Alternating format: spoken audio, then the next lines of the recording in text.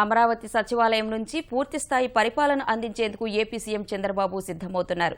దసరా నాడు ఆయన తన ఛాంబర్లోకి అధికారికంగా అడుగుపెట్టినా ఇంకా పూర్తిస్థాయిలో కార్యాలయం సిద్ధం కాలేదు. పాలనను విజయవాడ కేంద్రంగానే నిర్వర్తిస్తున్నారు. బుధవారం నాటికి తన ఛాంబర్ను పూర్తిస్థాయిలో సిద్ధం చేయాలని అధికారులను చంద్రబాబు ఆదేశించారు. ముఖ్యమంత్రి ఆదేశాల ప్రకారం యుద్ధ ప్రాతిపదికన ఏర్పాట్లు జరుగుతున్నాయి. మొదటి భవనం మొదటి అంతస్తులో నైరుతి దిక్కులో సీఎం ఛాంబర్ ఉంటుంది. ముఖ్యమంత్రి కూర్చునే సీటుకు ఎదురుగా వెంకటేశ్వర స్వామి, కుర్చీ వెనుక గోడకు ఎన్టీఆర్ చిత్రపటాలు ఏర్పాటు చేస్తున్నారు. ముఖ్యమంత్రి కార్యాలయంలోని లైట్లు, ఏసీల వంటివన్నీ సీఎం బల్ల వద్ద ఉండే డిజిటల్ ఫోన్తో నియంత్రించవచ్చు. మంత్రిమండలి సమావేశం కోసం ప్రత్యేకంగా గదిని నిర్మించారు. ప్రతి మంత్రికి ప్రత్యేకంగా చిన్న టీవీ తెర ఉంటుంది.